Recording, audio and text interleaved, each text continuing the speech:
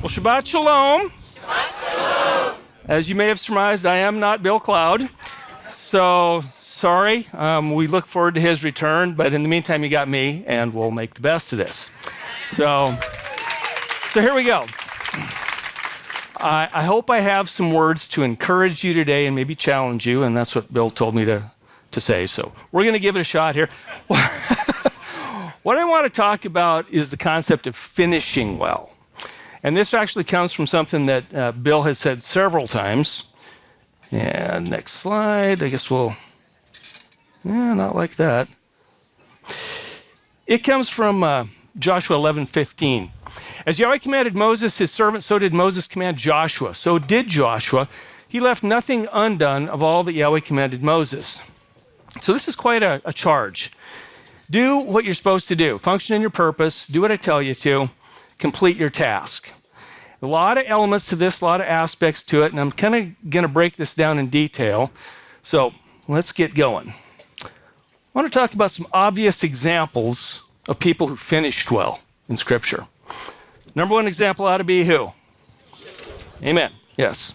He did everything that was expected of him, even though his prayer in John 17, he was a little bit nervous. I'm a little bit nervous.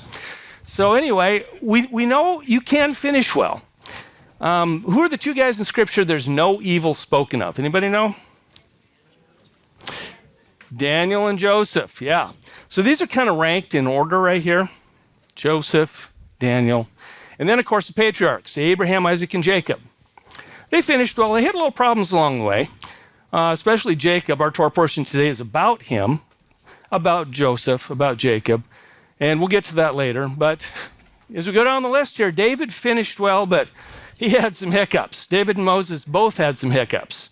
They were both murderers. They both did some things that were questionable ethically, but they finished well. Also, I might include John the Baptist, Peter. You know, Peter was, he was martyred according to tradition. He didn't think he was worthy to have the same execution Yeshua did. So tradition says he was crucified upside down. And it takes a lot of stoicism to do that when you're the guy that denied Yeshua 3 times. He finished well, even though he had some big hiccups along the way. Paul had some big hiccups. He persecuted the brethren quite a bit. That was his job. He was basically an enforcer till he had his road to Damascus experience. And he changed. He was a different guy. Who else do you think we might put on this list that finished well? Any ideas? Job. I didn't think of that one, but that's a good example. I'm going to go to some places we wouldn't expect of guys who finished well. Would you believe Manasseh, Hezekiah's son? He was evil as the day is long. His report does not read well. And I'm going to read part of that to you because I think it's salient. He did evil in the eyes of Yahweh according to the abominations of the Gentiles, whom Yahweh dispossessed before the children of Israel. He turned and built the high places which Hezekiah his father had destroyed, raised up altars for Baal, made Asherah, as Ahab, king of Israel, had done, bowed himself to all the hosts of heaven, and served them. He built altars in the house of Yahweh, which Yahweh had said, in Jerusalem I put my name. And he built altars, for all the hosts of heaven in the 2 courtyards of the house. And he made his sons pass through the fire, practiced magic, divination, consulted spirits, spiritualists, mediums. He did much evil in the eyes of Yahweh to provoke him. This was his MO for 50 years. What's the rest of the story? Well, let's go over to 2 Chronicles 33. He finished well. He had a change of heart. And this is how he ends. Therefore, Yahweh brought upon them the commanders of the army of the king of Asher, who captured Manasseh with hooks, bound him with bronze shackles, and made him go to Babel. And when he was in distress, he sought the face of Yahweh's Elohim. And he humbled himself greatly before the Elohim of his fathers. He prayed to him. He hearkened to him. He listened to his cry. He brought him back to Jerusalem, to his kingdom. And Manasseh knew that Yahweh, he is God. Completely changed. So you can start in one place and you can finish in another. Amen. It's probably better if you start in a good place and stay there, but there's hope for everybody. Who else could we put on this list? Would you believe Nebuchadnezzar. Here's his report. At the end of days, I, Nebuchadnezzar, lifted my eyes to the heavens, and my understanding returned to me. I blessed the Most High and praised and made him great who lives forever, whose rule is an everlasting rule. His reign is from generation to generation. All the inhabitants of the earth are of no account. He does as he wishes with the hosts of heaven and among the inhabitants of the earth. And there is none to strike against his hand or say to him, what have you done?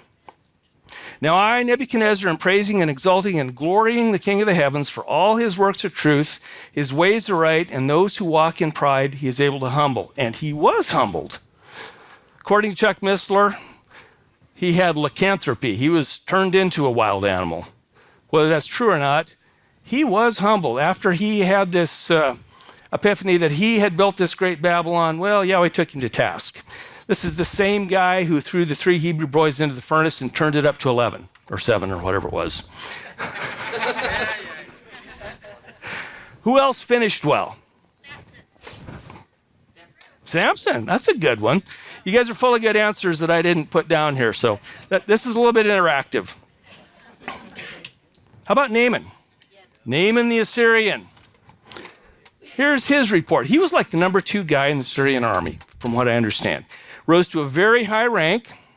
Here's his report. He returned the man of Elohim, and he said, and he and all his company and came and stood before him and said, see, now I know that there is no Elohim in all the earth except Israel. Then Naaman said, if not, please let your servant be given 2 mule loads of earth, for no longer is your servant going to make a burnt offering and slaughtering to other gods, but to Yahweh.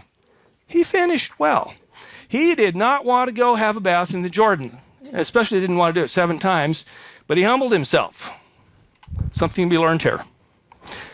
Who's a really prominent example of somebody who had it all handed to him, went apostate, and came back from it? There you go.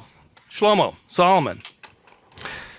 He'd multiplied wives, he multiplied horses, he did everything that a king wasn't supposed to do.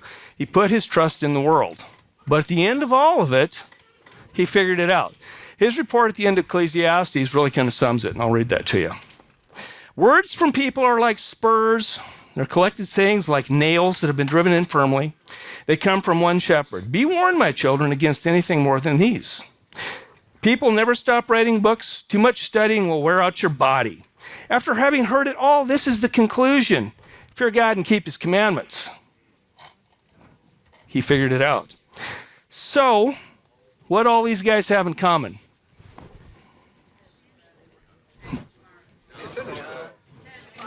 They were transformed. I'm going to say they had a come to Jesus meeting. I think they had an encounter with the Messiah. They understood what the score was, their insignificance in the world, and they understood that trajectory matters. And we're going to talk about this a little bit later. So, Paul has some words to say about this. Finishing well means you have to run the race. All these guys lived their lives. They took their eye off the ball for a while, but eventually they got it figured out, and they got it back to where they needed to be. So I'm going to read a couple of quotes here from from Paul and James, and give you some of their ideas. James said, "Blessed is the man who does endure trial, for when he has been proved, he shall receive the crown of life which the Master has promised to those who love him." He endures the trial. James says, you have to go through these things. Sometimes life is hard, and you got to suck it up, and you got to put up with it, and you got to do what you got to do. Paul says, holding on to the word of life, for a boast to me in the day of Manasseh, that I have not run in vain or labored in vain. So running the race means just that. You may win, you may not. Paul talks about that a little bit later. But don't run in vain. You don't run because you want to lose. You run it to win it. And he says that in 1 Corinthians. Don't you know that those who run a race indeed all run, but one receives a prize? Run in a way to obtain it. Don't run to go through the motions. You're in it to win it. I was involved in martial arts for a long time. And about 20 years ago, give or take a little bit, I got a chance to go to Korea and do some testing and training. And I went with The equivalent of Bill, the guy I went with, Mu Young Yoon, Grandmaster Mu Young Yoon, he was an incredible martial artist, ninth Dan. And he understood this philosophy. He was also a believer, which is kind of rare in that world. Anyway, people come up to him and ask for autographs all the time. You know how he signed it? Second is none. Think about that one. What else does Paul say? I'm going to assume Paul wrote Hebrews. I don't know. It sounds like him. But anyway, this is the quote, and it kind of sounds a lot like what we just read. We too, then having so great a cloud of witness all around us, let us lay aside every weight and the sin which so easily entangles us, and let us run with endurance the race set before us. It takes endurance.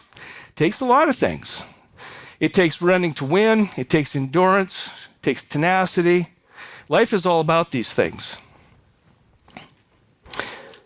Another thing to think about, Yeshua had some things to say about this in Revelation. Who did he talk to? Who were the letters to the churches addressing? Those who had it figured out and those who didn't. Those that needed correction and those who overcome. Nevertheless, there are some among you who are doing okay. But mostly, these letters were written to people who needed to be steered back to where they were going. They were running the race. They were living their life. They were on the path to finishing. We all need that. We all need a little bit of course correction now and then. So, I want to talk about what Ezekiel has to say. Direction is important. Where you're pointed when you finish really determines where you end up. We talked about what Paul had to say, and I think he might derive some of this from Ezekiel. Ezekiel talks about this idea in chapters 3, 18, and 33. So I'm going to focus on 33 here and read you some of his ideas because they're salient. When I say to the righteous, he will surely live, and so he trusts in the righteousness, his righteousness, that he commits iniquity, none of his righteous deeds will be remembered.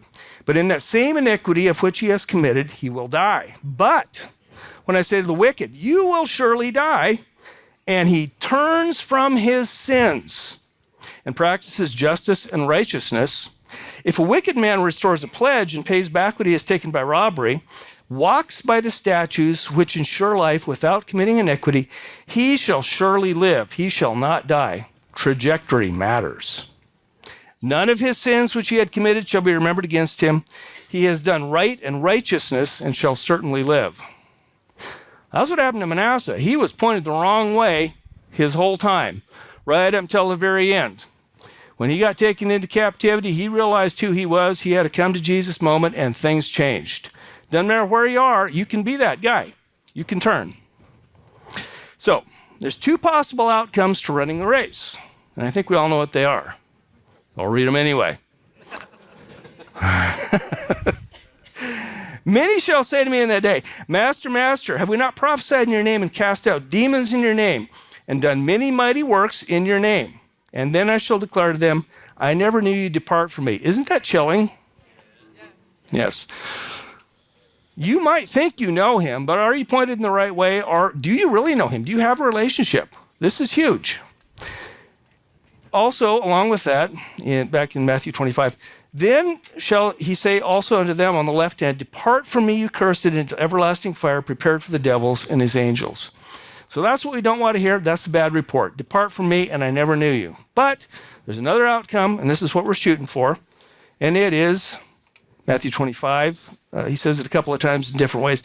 Then shall the king say unto them on his right hand, come ye blessed of my Father, inherit the kingdom prepared for you from the foundation of the world.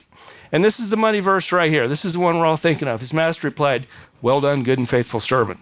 That's what we want to hear. So life is hard. We're trying to finish well. We have hiccups along the way. Trajectory matters. But we want to hear, well done, good and faithful servant. So finishing well has a lot of aspects. You probably don't know this, but my ancestry is from Finland, so I am Finnish. So obviously,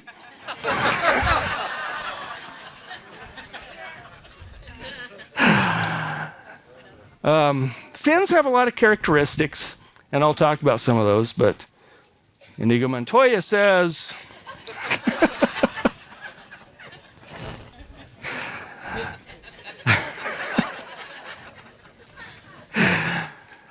okay, what does being finished mean in that context? Well, it can mean being arrogant, patronizing, self-importance, having hubris, having a lot of ego. I grew up in a Finn enclave. A lot of Finns lived in the area where I grew up.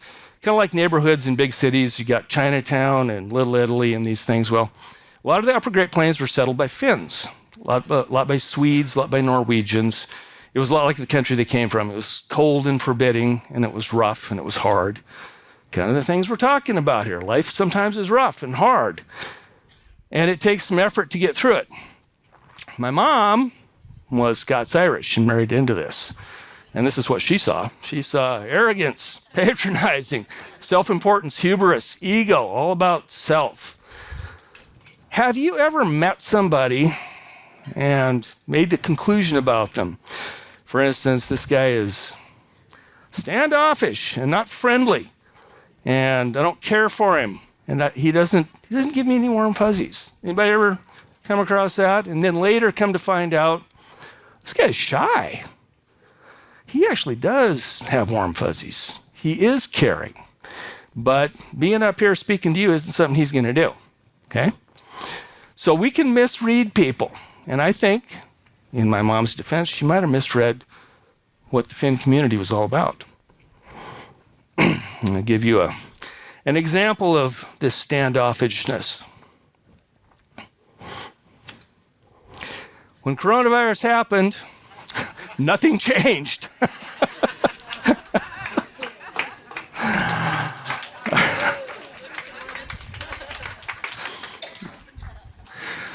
So I'll tell you a story. This is a couple of Finns were talking when the coronavirus happened, and it was Kikko and Timu, and they were talking, and Kikko says to Timu, "Timu, did you hear that the government wants us to stand 6 feet apart? Why so close?"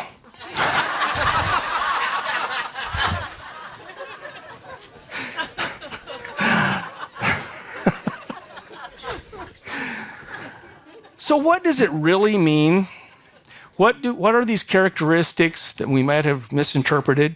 Could they be stoic determination, tenacity of purpose, grit, bravery, resilience, hardiness, integrity, determination, long-suffering, indomitable spirit?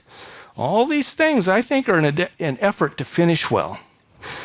Sometimes when you're going through hard things, you need these. You need extraordinary determination in the face of extreme adversity. You need courage that is presented typically in situations where success is unlikely. Situations where success is unlikely. You got to saddle up and do it anyway. I wasn't really as nervous getting up here as I thought because I have had some experiences in my life which prepared me for this. Like I said, I was practicing martial arts for quite a while, for about 10 years pretty seriously. And when I made black belt, I went to a tournament, Dickinson, North Dakota. I'll never forget this. And I was brand new. And my first match was the reigning North Dakota state champion. Stepping into that ring was hard. So this is okay. But sometimes you have to do things that are hard. You have to saddle up. You have to have these characteristics. Stoic determination, tenacity of purpose, etc. Do you know there's a word for this? In Finland, there is a word that expresses all these characteristics. And it is sisu. Very good. The national character of Finland. And it is stoic determination, integrity, tenacity of purpose, grit, bravery, resilience, hardiness, integrity, determination, long-suffering, indomitable spirit, extraordinary determination in the face of adversity, courage presented typically in situations where success is unlikely. Clint Eastwood says, improvise, adapt, and overcome. Sisu involves all these things. In your quest to finish the race, to finish well, you have to reach deep inside and you have to find these things. Sisu is also the national character of Finland. It's in all the literature. It's part of their national identity. It's part of what makes Finns tick. There can be negative sisu. You can get focused on something that's really not a good idea and not good for you. But that's not really what we're going to talk about. I'll mention that a little bit later. There's no English equivalent to this idea. Remember all those words I had to use? Integrity, purpose, determination, grit, stoicism. It's all summed up in sisu. There isn't an English equivalent except maybe this guy.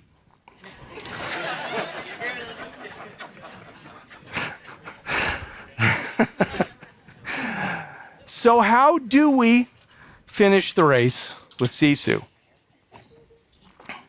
Through the Messiah. I can do all things through the Messiah who strengthens me. You run the race by walking in the Father's instructions and with the Messiah who strengthens you. And what's that strength in this context? It's called sisu. No temptation has come on you that isn't common to humanity, and Yahweh is faithful. He won't allow you to be tested more than you can stand, but will provide a way of escape so that you can endure it. So it involves testing and endurance.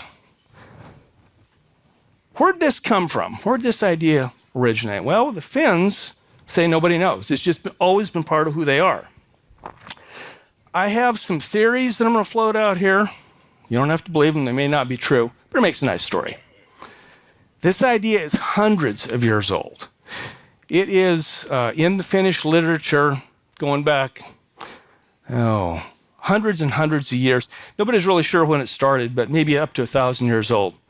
But the idea, according to some scholars, I'm going to quote Davidi and Steve Collins, they both kind of came to the same conclusion about the Finns, and this really stems from Genesis 49:14, which says, Issachar is a strong ass crouching down between two burdens.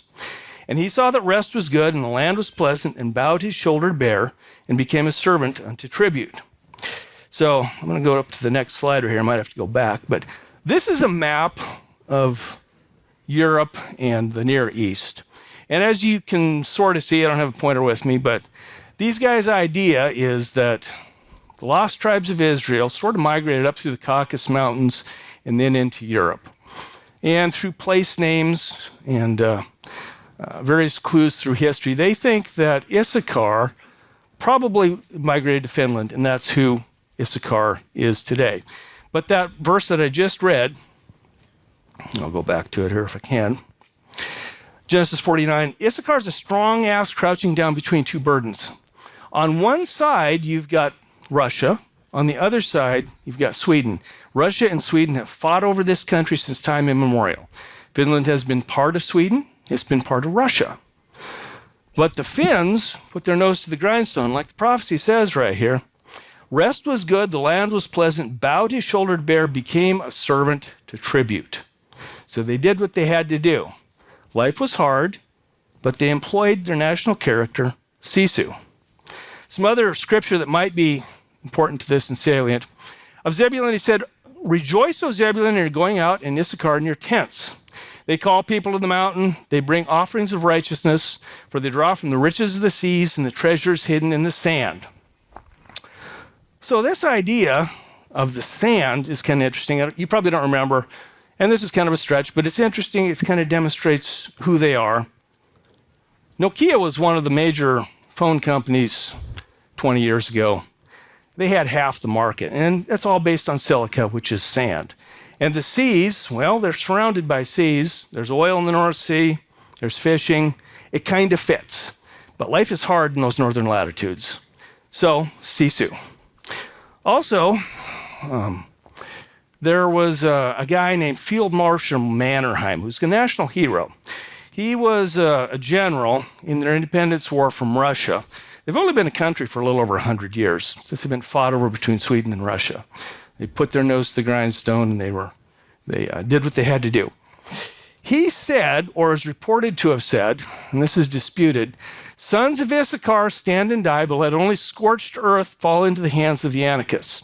So that was how he motivated his troops, calling them the sons of Issachar. Whether it's true or not, it fits. It fits with the idea of sisu. It fits with the idea of prophecy. So, who might we think of a biblical example of someone who finished well, but with tenacity, with sisu, with indomitable spirit? I'm going to say, I guess I haven't not to that slide yet. You guys got any ideas? Who would you say? Who finished well and employed this principle? Paul. Yeah. Joseph. Yes, there's no wrong answer to this. How about Abraham? He left everything to follow Yahweh. Abraham, I want you to go to a land that I will show you. And he did. I had something similar happen. My family, like I said, has been in South Dakota since 1880.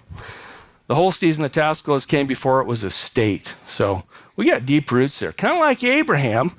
He was in Ur of the Chaldees for who knows how long, but then he left and he went to Haran for a while, and then he came to the land that Yahweh showed him. Similar thing happened to us. We spent 7 years in the Ozarks, but finally we came to the promised land, JT, so praise God. How about David? David had a lot of tenacity. He had to reach deep down inside to solve some of the problems in his life. He fought off lions and bears as a youth. That's kind of a frightening idea. He did that with a slingshot. Is Danny in here? Danny, would you do that with a slingshot? Tenacity, sisu. How about Joseph? He spent time in prison for crimes he did not commit. What kind of effort would it take to maintain your cool, knowing that you've been wrongly accused, but relying on Yahweh to fight your battles? Something to be learned. That's an element of sisu. And Daniel, he was fed the lions for keeping his convictions. He opened up his windows and he prayed. And Yahweh protected him. If you're gonna fall in line behind him, he will probably fall in line behind you. Sometimes you might be called to be a martyr, but most of the time he's going to protect you. So I talked about negative sisu, and I'm going to spend a little bit of time on this. Negative sisu is the idea of tenacity, purpose, integrity. Well, not necessarily integrity, but drive. Doing something with your whole heart that really isn't a good idea. And we see examples of this in Scripture. So these are some cautionary tales. Uzziah, remember him? He was the guy who offered incense, or tried to. When he became strong, his heart was lifted up to his destruction, for he trespassed against Yahweh's Elohim by entering the Hekal of Yahweh to burn incense on the altar of incense. And Azariah, the priest, went in after him, and with him were 80 priests of Yahweh who were brave men. And they stood up against sovereign Uzziah and said to him, "It is not for you, Uzziah, we'll say that, to burn incense to Yahweh, but for the priests, the sons of Aaron, who are set apart to burn incense. Get out of the holy place, for you have trespassed, and there is no glory to you from Yahweh your Elohim." And Uzziah was mad. He had the censer in his hand to burn incense, and while he was wroth with the priests, leprosy broke out. Cautionary tale. Don't get so wrapped up in something that you take your eye off the ball. Who else? Who else had negative sisu? Now, I'm going to say Shaul, or King Saul.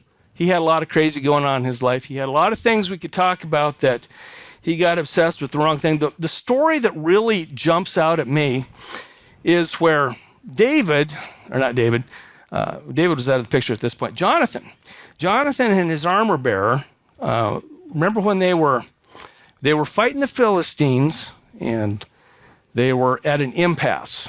The Philistines and them were kind of at loggerheads, and nobody's making any progress. Jonathan said to his armor bearer, "You know what, let's do something about this." And they went and rushed a machine gun nest or something like that. And they took it, and they advanced, and they broke the impasse.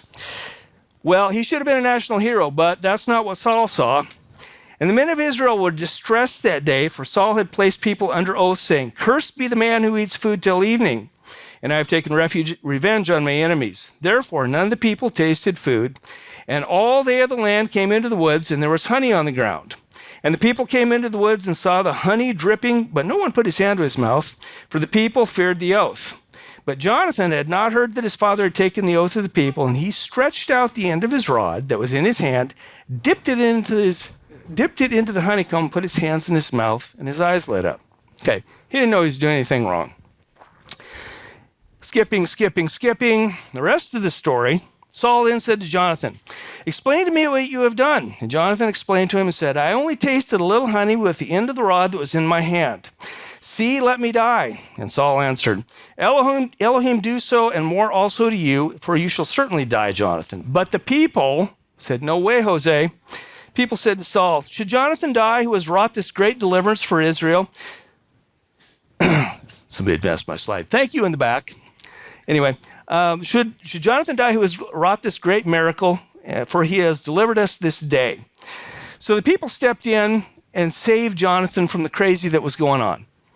I got one more example here. I think maybe I got one more example. Kind of forget the order my slides are in, but you can see where this is going. You can get so wrapped up in something, and you can employ all this tenacity and this fortitude and this drive in a wrong way. Cautionary tale here.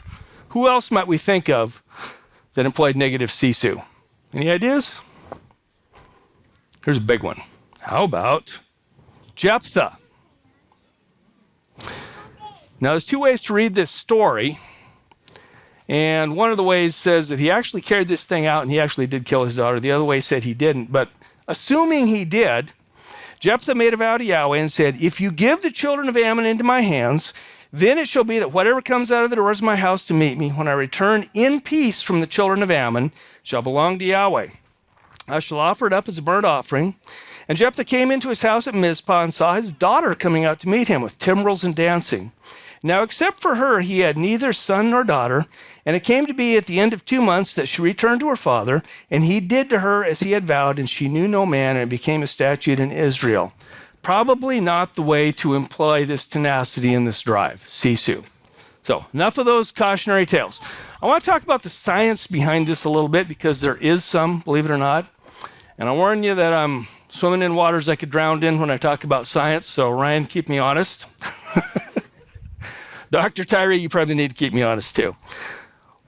Excuse me. One of the things we see in science is where this all comes from, and it is called the anterior mid-cingulate cortex. And Joey Tribbiani says blah, blah, blah, blah. It's a mouthful. But there is something to this, and I'll talk about the science behind it a little bit. It is involved in certain higher level functions, such as attention allocation, reward anticipation, decision making, ethics, morality, impulse control, performance monitoring, and error detection.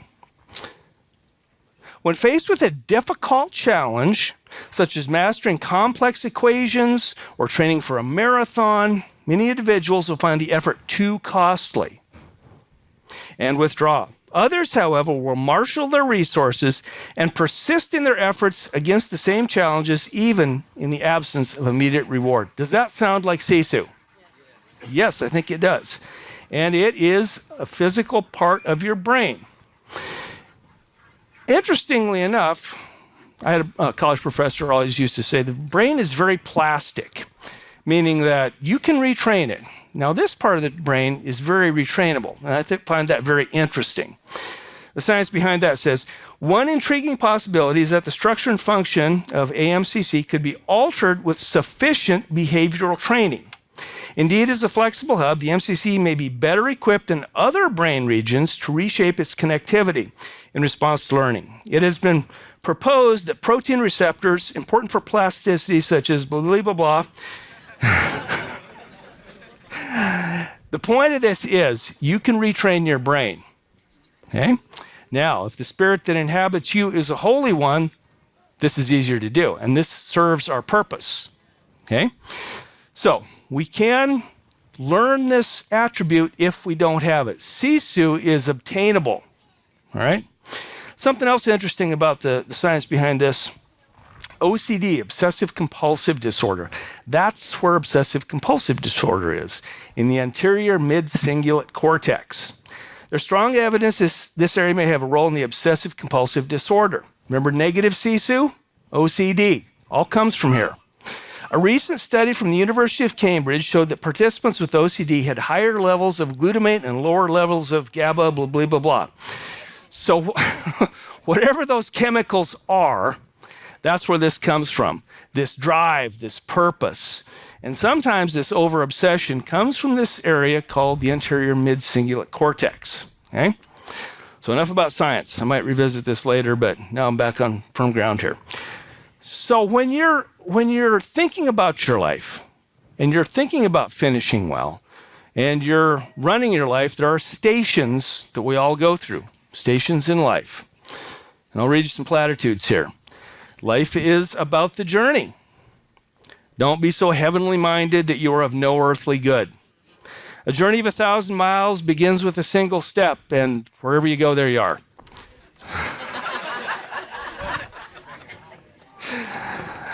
So talking about this, we start out and we have ups and we have downs, and some of them might include receiving your commission, becoming a new believer.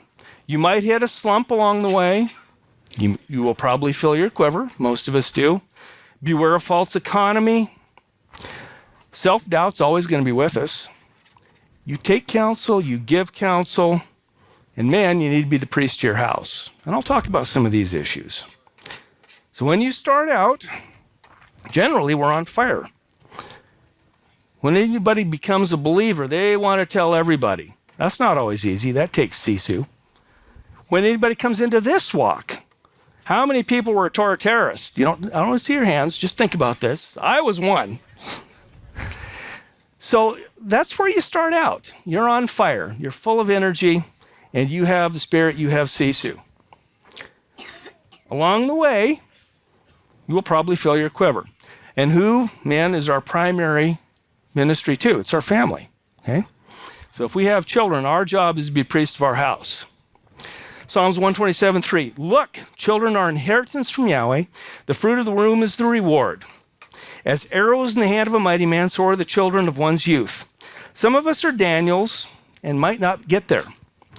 For thus says Yahweh, to the eunuchs who guard my Sabbaths and have chosen what pleases me and hold fast my covenant, to them I give in my house and within my walls a name better than sons. So if you don't have kids, don't worry about it. You have a name better than sons. If you do have kids, you got a lot of responsibility. You need sisu either way. Oh my gosh. What's Bill always say? Remember over in Inman, he was always saying, I'm about to hot to death up here. I'm going to take my jacket off.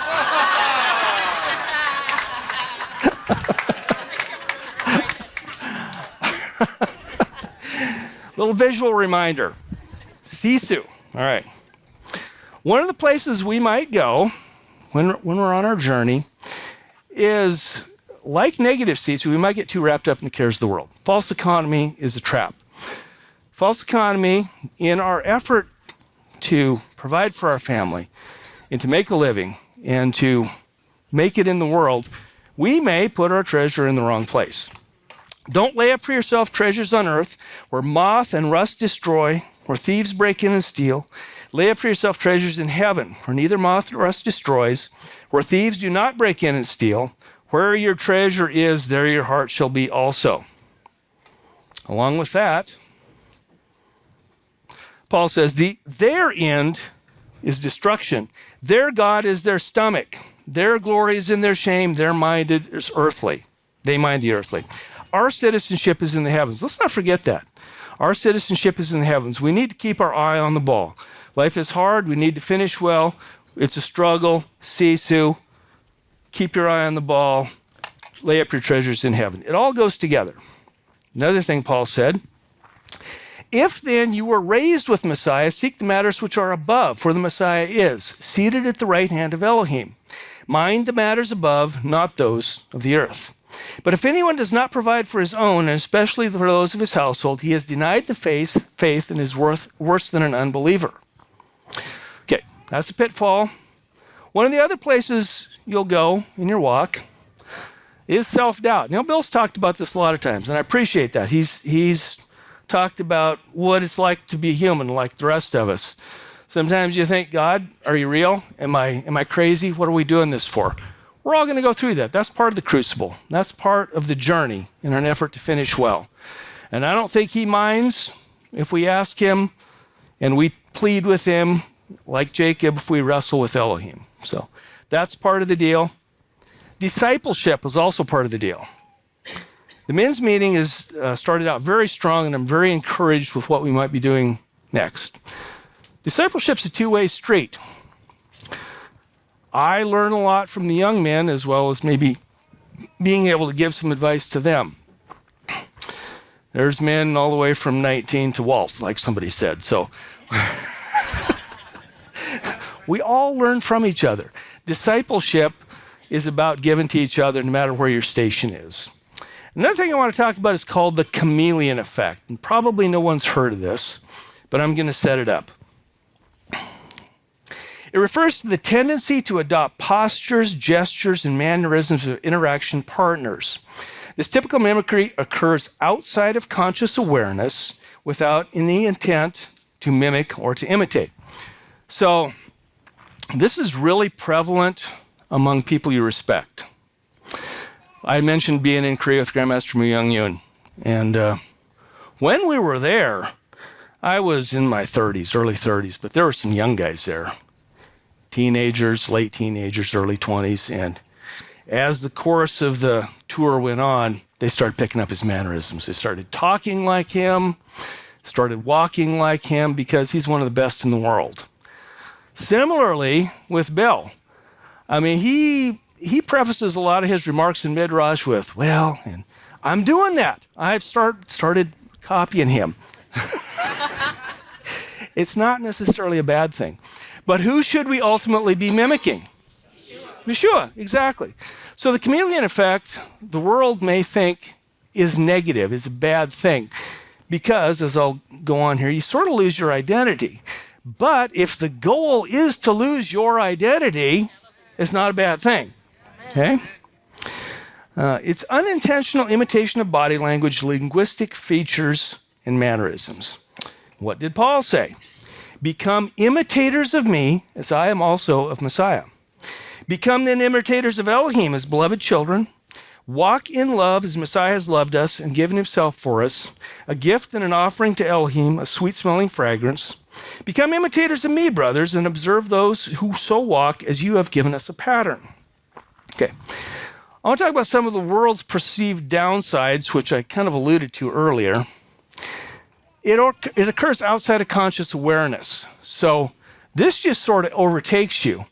And if we're patterning our lives after Yeshua, that's a good thing. The world may see this as a bad thing, losing your identity. But again, if our identity is in him, becoming like him is a good thing. Individuals may unconsciously adapt mannerisms, behaviors, and attitudes that are not authentic to them, leading to the loss of individual identity. They go on to say, the authors of this study, migrants who move to a new culture may unconsciously adopt the behaviors and attitudes of their surroundings, leading to the loss of their cultural identity and potentially a homogenizing effect on cultural diversity. Does that sound like being in one accord? Yeah. It does to me. That's not a bad thing. In a world where diversity is a strength, it's a bad thing. If our goal is to be in one accord and to pattern ourselves after the Messiah, it's a good thing. So there are some downsides to this, and I'm not sure I have time to go into all of them here, but I listened to Jeff Bezos here the other day. He was given an interview, and he is someone who's been subject to this. People look up to this guy. He's brilliant. He's invented distribution systems. He came up with Amazon. He's a publisher. He's in the space race right now. He said whenever he's given a meeting, he lets all the junior executives speak first. And then the next level, and then the next level, and he finally speaks last. Because there is a tendency to, when he speaks first, everybody reevaluates what they think. Well, if Jeff doesn't think this, then I must be wrong, okay? The chameleon effect. So if he lets you speak first, then you can actually say what's authentic to you. And I think the Messiah does this to us. He lets us say the things and explore the things that he gives us to find. It's the pleasure of Elohim to hide a matter and the glory of kings to seek it out. So I think that's built in. And then finally, if we're on the wrong track, track, wrong path, he will correct us, he will tell us. And that's kind of what Bezos was talking about. I'm not sure I have time to go into the Abilene paradox here, but anyway, there are downsides to this as the world sees it. I want to talk about being the priest of your own home. I came up with this list the other day, and I just sat down and wrote, and it meant something to me, and I hope it means something to you. You ever heard about basic man skills, the things that you need to do to be a man? Like if you can't change a tire, you need to turn in your man card, that sort of thing. All right, here's my list. A man needs to be able to write an essay, throw a punch, tie a tie, frame a building, play an instrument, play a sport, preach a sermon, field dress game, Danny, back up a trailer, waltz, break a rack of pool balls, Bob, break bread, bake bread, change your oil, change a tire, change a diaper, listen, give correction, receive correction, see one, do one, teach one, be patient, be punctual, be kind, be thankful, seek, share, advise, endure, prosper, give, receive, encourage, love, flourish, and finally forgive. All those things take sisu.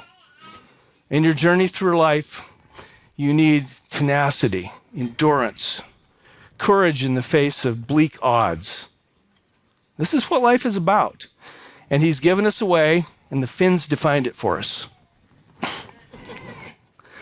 So, where does all this lead us? Where are we going after we cross the finish line? Where do we go? What's the next step? Eternity. I'm going to put it in what's that? Put it in terms of the kingdom. That's where we're headed. Okay? I want to read you some passages about what the kingdom looks like, or what Isaiah says about the kingdom. He says, and this is Isaiah 65 and Isaiah 66, he says, "For look, I am creating a new heavens and a new earth, and the former shall not be remembered nor come to heart. But be glad and rejoice forever in what I create. For look, I create Jerusalem a rejoicing, and her people a joy. And I shall rejoice in Jerusalem, and shall joy in my people, and let the voice of weeping no more be heard in her, nor the voice of crying." In 66, he says, "Before she labored, she gave birth. Before pain came to her, she was delivered of a male child. Who has heard of this, and who has seen the like of these? Is the land brought forth in one day? Is a nation born at once? For as soon as Zion labored, she gave birth to her children. Shall I bring to birth and not give to delivery, says Yahweh? Shall I give delivery, restrain rebirth, says your Elohim? Rejoice with Jerusalem and be glad with her. All you who love her, rejoice greatly with her, all you who mourn for her." Okay, I highlighted the word rejoice right there. And in the previous set, I highlighted the word glad. So when we go into the kingdom, all this tenacity, all this effort, sisu, all of our hard work becomes gladness, becomes rejoicing. It's transformed. We're transformed. Anybody have any ideas what that word is that's translated as rejoice? It's sisu. Shin Yod Shin Vav. Sisu, our trials, our tribulations, our effort becomes rejoicing. So how does one finish well? Sisu. Thank you.